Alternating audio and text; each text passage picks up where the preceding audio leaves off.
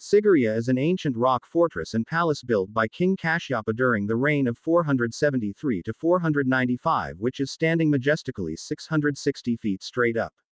It is located in the northern Matale district near the town of Dambulla in central province of Sri Lanka.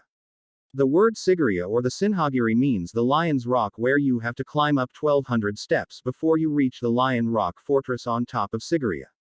There are several platforms that break up the steps and allow for a little break if you need it.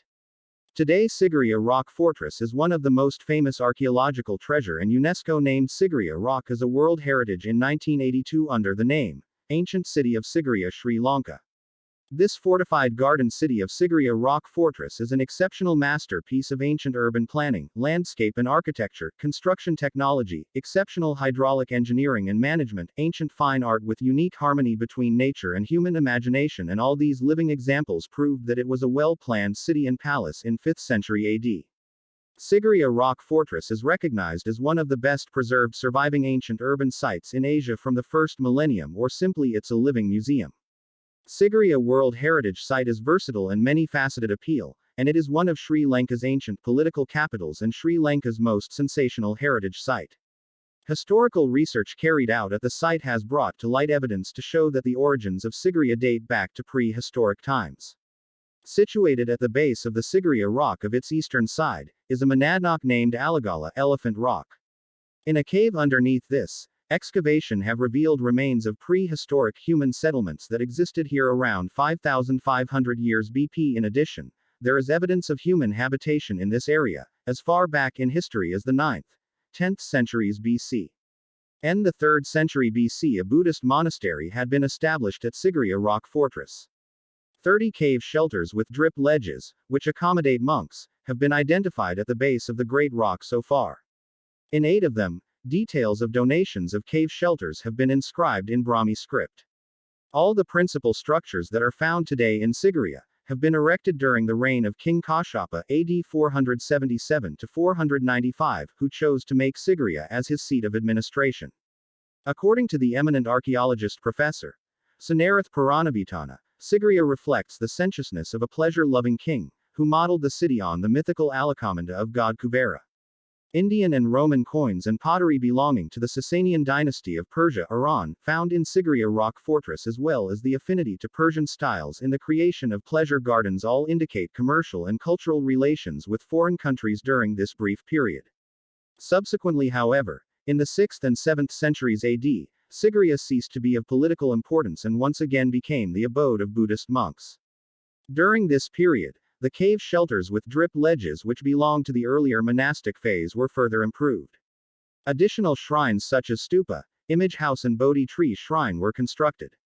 This second phase of the monastic development continued up to the 12th-13th centuries AD. In the centuries that followed, Sigiriya was totally abandoned, until the 19th century, when it was used as an military outpost of the kings of Kandy. Later, it was a British military officer, Jonathan Forbes, in 1832, who once again brought Sigiriya out of its obscurity, back into historical focus.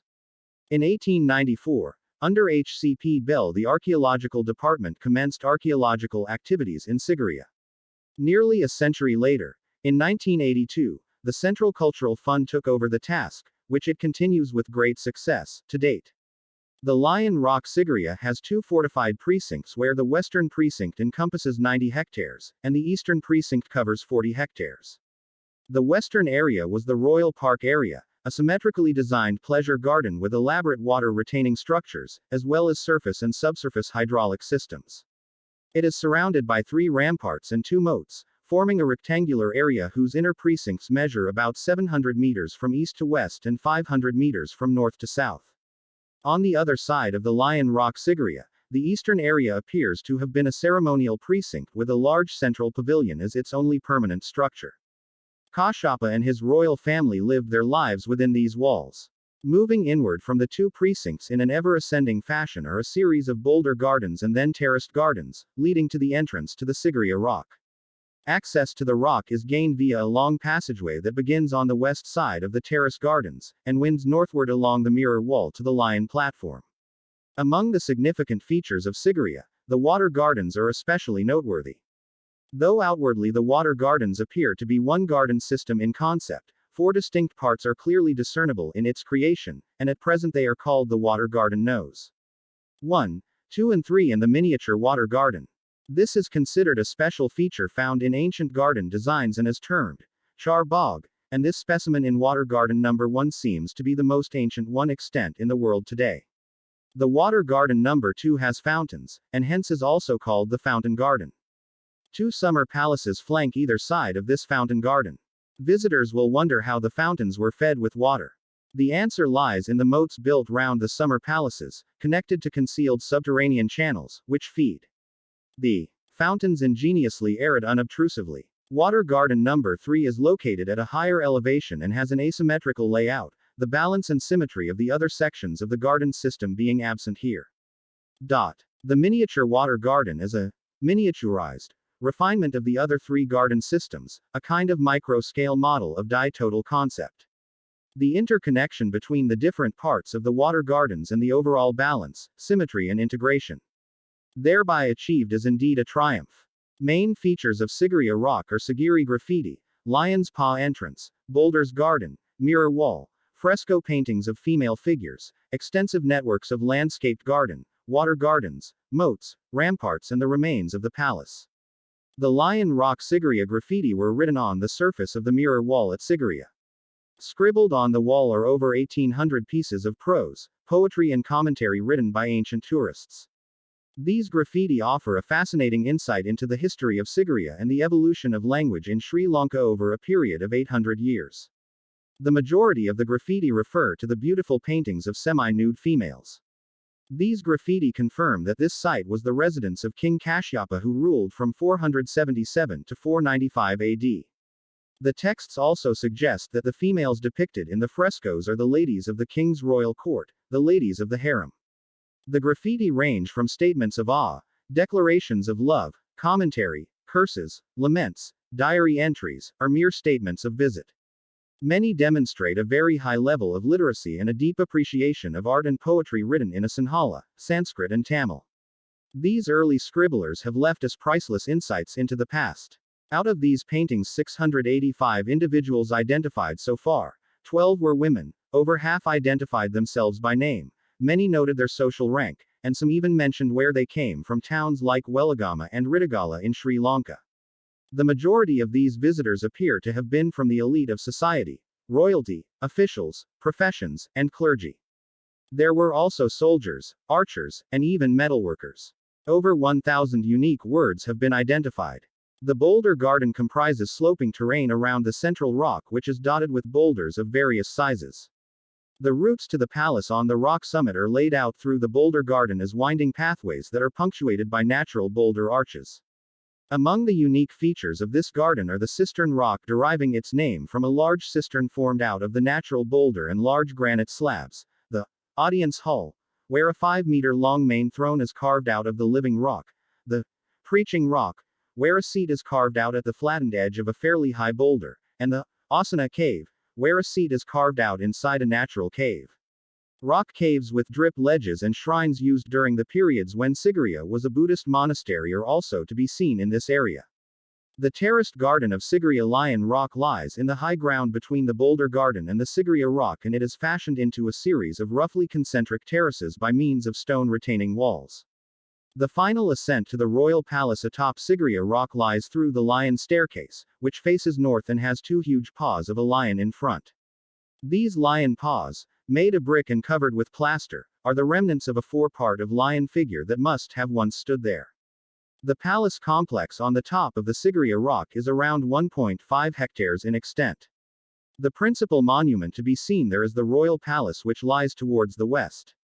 The palace garden, consisting of a large artificial pool and other garden features, are located to the east.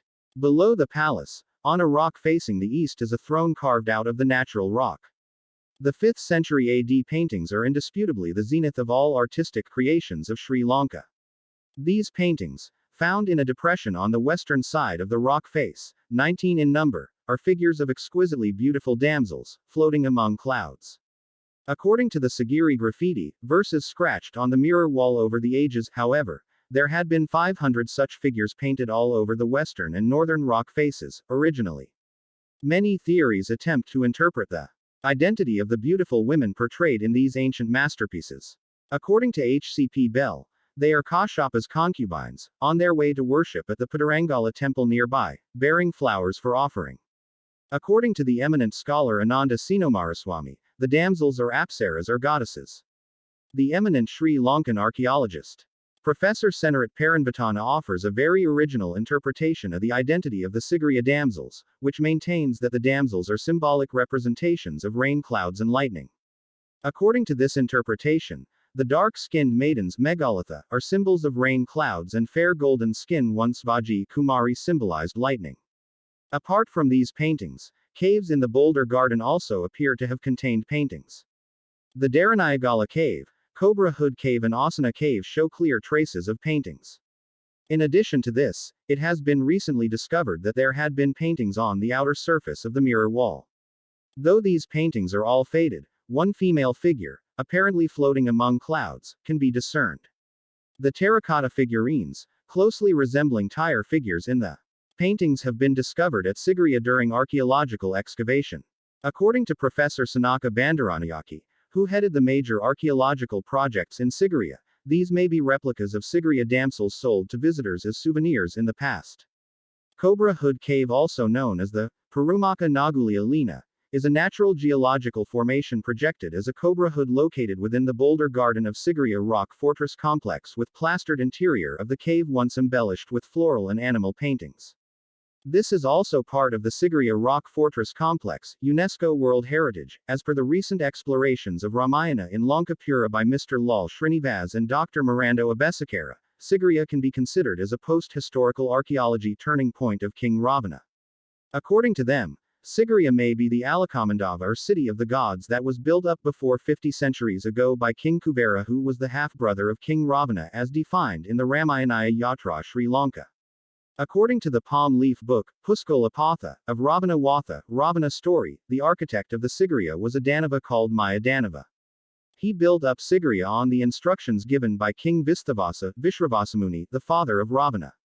During that period the Sigiriya was called Alakamandava, and during the period of King Kuera it was called Sithranakuta. After the death of Ravana, Vibhishana became the king and he shifted the kingdom to Kelaniya.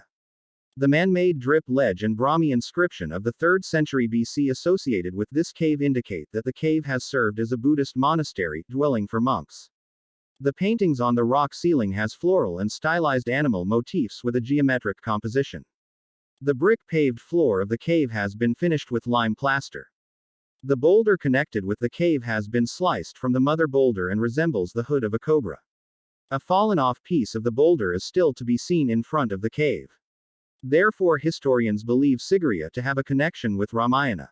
It is believed that the plateau top was the site of Ravana's majestic palace, made of solid gold and crafted by Kubera, the god of wealth, around 50 centuries ago.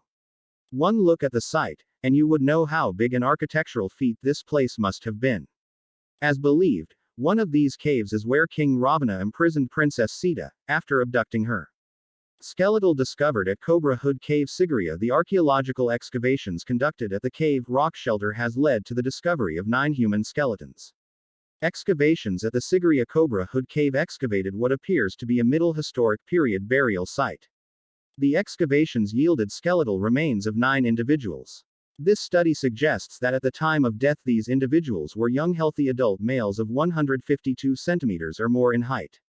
Burial practice has been in an extended position in a west-east orientation with hands clasped in front and the face turned towards the south. No burial offerings or other ritual objects were found.